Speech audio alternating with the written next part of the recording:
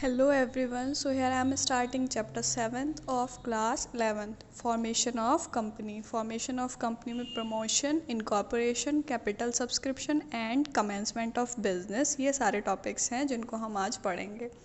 So first one is business finance. Business finance क्या होता है? कैपिटल फंड और credit fund invested in the business. Fund जो होता है, जो पैसा होता है, जो भी कैपिटल लगाई जाती है बिजनेस में, जो भी इन्वेस्ट की जाती है, उसको हम बिजनेस फाइनेंस बोलते हैं. According to B.O. Wheeler, finance is that business activity which is concern with the acquisition and conservation of capital fund in meeting the financial needs and overall objective of business enterprise.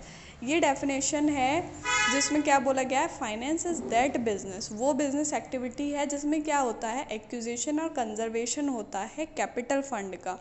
किस लिए?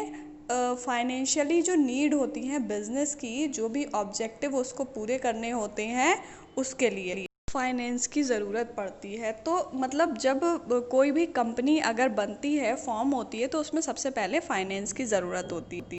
Formation of a company. Formation of a company क्या होता है? यहाँ दो तरह की company होती है, एक प्राइवेट कंपनी और एक public company. Private company promotion and incorporation और public company has to undergo capital subscription.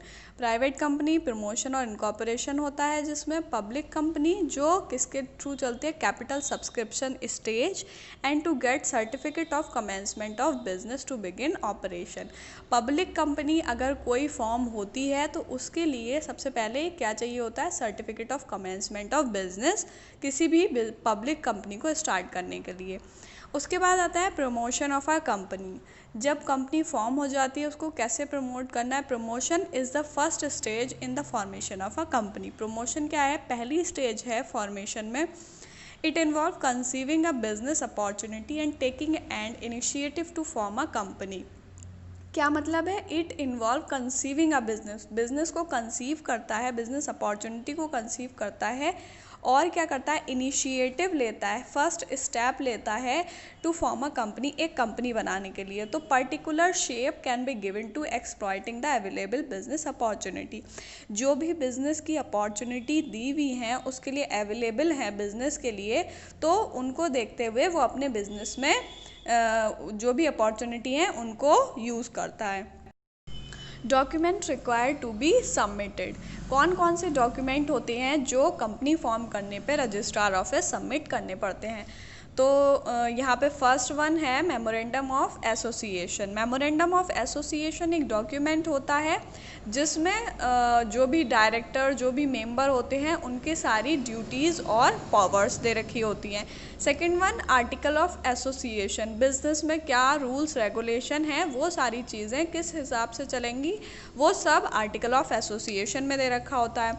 उसके बाद third point consent of proposed director. जो भी कंपनी के डायरेक्टर होते हैं, उनकी मर्ज़ी क्या है, उनके कंसेंट के हिसाब से जो सारी चीज़ें चलती हैं.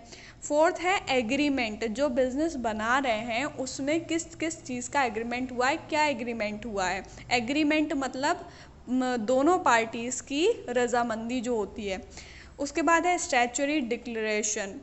इसका मतलब है कोई भी पर्सन जो वो बिज़नेस ओपन कर रहा है, स्टार्ट कर रहा है, तो वो कुछ अपने उसके कुछ पर्पस होते हैं, कुछ ऑब्जेक्टिव होते हैं, उनको वो डिक्लेयर करता है अंडर द लॉ. वो होता है स्टैच्यूटरी डिक्लेरेशन. उसके बाद पेमेंट ऑफ फीस. जो भी फीस पेमेंट करनी होती है, वो फीस पेमेंट कर दी जाती है.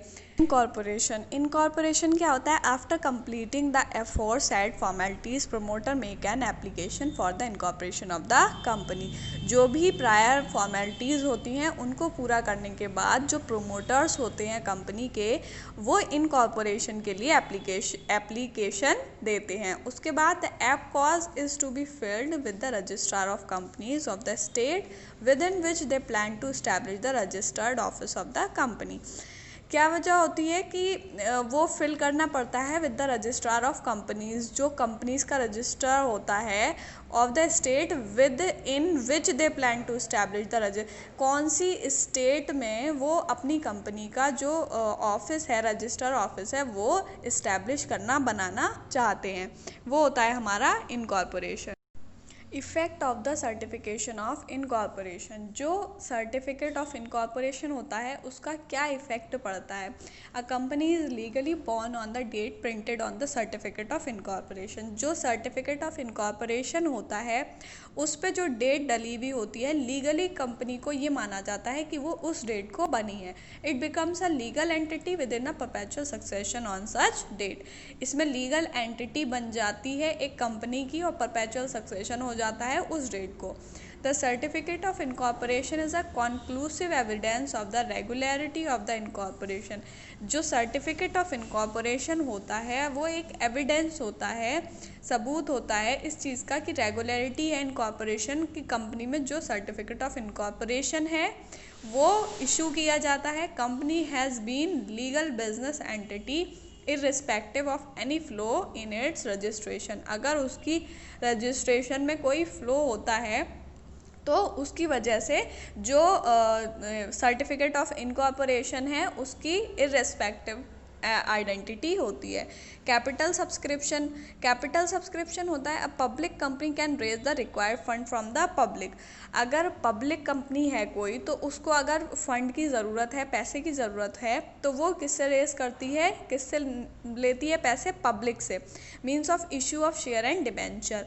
अपनी कंपनी के शेयर इशू कर या डिबेंचर इशू करके। For doing the same it has to issue a prospectus. इसी तरह कंपनी क्या करती है, एक प्रोस्पेक्टस इशू करती है which is an invitation to the public. जो पब्लिक के लिए क्या होता है, एक इन्विटेशन होता है सब्सक्राइब करने के लिए अपनी कैपिटल को उस बिजनेस में। उसके बाद है the following step are required for raising fund from the public. कि जब पब्लिक से कोई भी कंपनी अगर फ़ंड रेज करती है तो उसके क्या क्या स्टेप होते हैं, किस तरह वो फ़ंड रेज करती है। SEBI approval, stock exchange board of India जो है उसका अप्रूवल होना चाहिए पब्लिक कंपनी को, तभी वो फ़ंड रेज कर सकती है। फिलिंग ऑफ प्रोस्पेक्टस, कंपनी का प्रोस्पेक्टस होना चाहिए तभी तो वो पब्लिक को इनवाइट करेगी। Appointment of banker, broker, underwriter, किसी भी बैंकर, ब्रोकर या अंडरराइटर को अपॉइंट करना, मतलब जो मिडिल मैन होते हैं उसको अपॉइंट करना। मिनिमम सब्सक्रिप्शन, और जो भी मिनिमम सब्सक्रिप्शन होता है वो बताना है। एप्लीकेशन टू स्टॉक एक्सचेंज, जो स्टॉक एक्सचेंज है उसको एप्लीकेशन देना। अलॉटमेंट ऑफ शेयर्स, और पब्लिक को उसके बाद जो भी शेयर हैं जिनके बदले कंपनी पैसा ले रही है वो उनको अलॉट कर देना, उनको दे देना। ये सारे स्टेप्स होते हैं जो अगर कोई भी कंपनी पब्लिक से पैसा लेती है तो उसके लिए ये सारे स्टेप्स उसको करने पड़ते हैं। इस सब के बाद आता है कमेंसमेंट ऑफ बिजनेस, मतलब बिजनेस को स्टार्ट करना। If the amount of minimum subscription is raise through new issue of share, कोई शेयर नए इशू किए जाते हैं उसके लिए मिनिमम सब्सक्रिप्शन मिल जाता है, रेज हो जाता है। अब public company apply to the register of company, जो भी पब्लिक कंपनी है वो रजिस्ट्रार ऑफ कंपनीज को अप्लाई करती है for the issue of certification of commencement of business, ताकि क्या वो सर्टिफिकेट दे दें किस चीज़ का, कमेंसमेंट ऑफ बिजनेस। अगर कमेंसमेंट ऑफ बिजनेस वो लोग इशू कर देते हैं ये डॉक्यूमेंट, तो उसके बाद कोई भी पब्लिक कंपनी अपनी कंपनी स्टार्ट कर सकती है, अपना बिजनेस स्टार्ट कर सकती है। कमेंसमेंट ऑफ बिजनेस में कुछ डॉक्यूमेंट होते हैं।